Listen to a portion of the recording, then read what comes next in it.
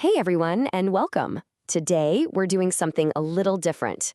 Instead of our usual deep dive, we're going to have some fun with a pop quiz. Get ready to test your knowledge on two of the coolest topics out there, rocks and fossils. So here's the deal. I'm going to ask you a question, and then I'll give you about 5 seconds to lock in your answer. Feel free to keep score at home and see how you stack up. Sound good? Awesome. Let's dig in. All right, question number 1. Let's start with a big one about a major rock type.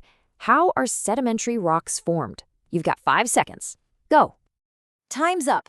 The answer is, they're formed when pieces of rock, minerals, and even organic remains pile up in layers and harden over a super long time.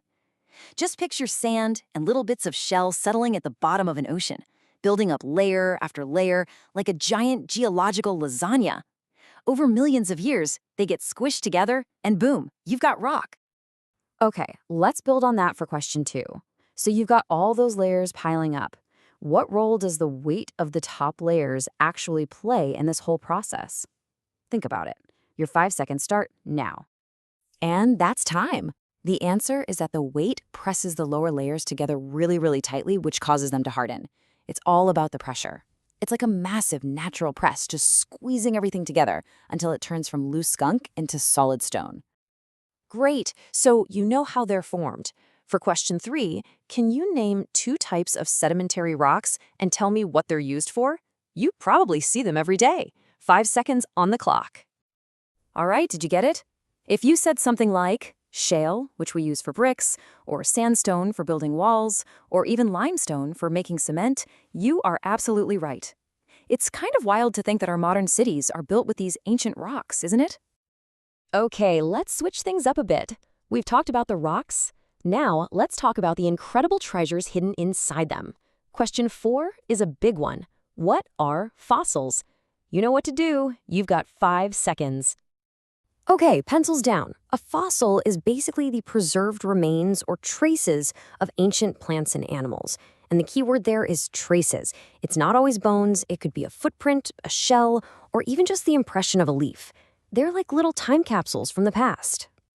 All right, question 5 is where our 2 topics, rocks and fossils, come together. What is the only type of rock that can actually contain fossils? Think about how rocks are made. Which one is gentle enough? 5 seconds.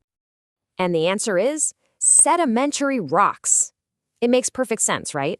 That slow and gentle layering process is just right for preserving things.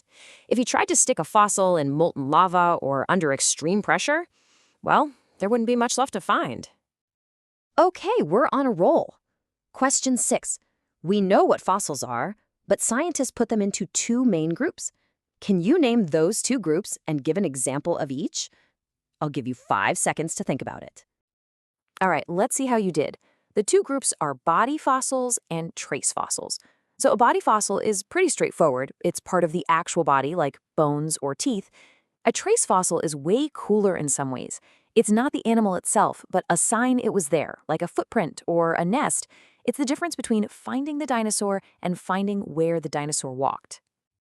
Moving on to question 7. We've got the rocks, we've got the fossils, but who are the amazing scientists who study all this stuff? What do you call an expert who studies fossils? You've got 5 seconds. That's right, they're called paleontologists. These are the folks who get to be real-life treasure hunters, digging up clues from millions of years ago to figure out the story of life on our planet. How cool is that? Okay, for question 8, let's get a little more specific and a little closer to home. What are hominid fossils? What makes them so special? 5 seconds. Time's up. Hominid fossils are the hardened remains from the human lineage. Basically, they're the fossils of our ancient ancestors and relatives. These are the clues that let us piece together our own family tree, stretching back millions of years. Speaking of which, question 9. There's a famous World Heritage Site near Johannesburg that is absolutely jam-packed with these hominid fossils. Do you know its incredible name? 5 seconds on the clock. And the answer is the Cradle of Humankind. What a perfect name, right? This area has given us some of the oldest and most important clues about where we all come from. It's a hugely important spot for understanding human history. Okay, question 10. Let's zoom in on the cradle of humankind. Inside the Sterkfontein caves, they found a super old and nearly complete skeleton. What's its famous nickname? You've got 5 seconds. Go. Did you get it? Its nickname is Littlefoot. This skeleton is mind-blowingly old, over 3.6 million years. And get this, it was so embedded in the rock that it took scientists 20 years to carefully excavate it. Just incredible. All right, here we are at our last question, number 11. Let's bring it all back to the world we live in today. What is the effect of topsoil erosion on the food chain? Think about the domino effect. 5 seconds to figure it out.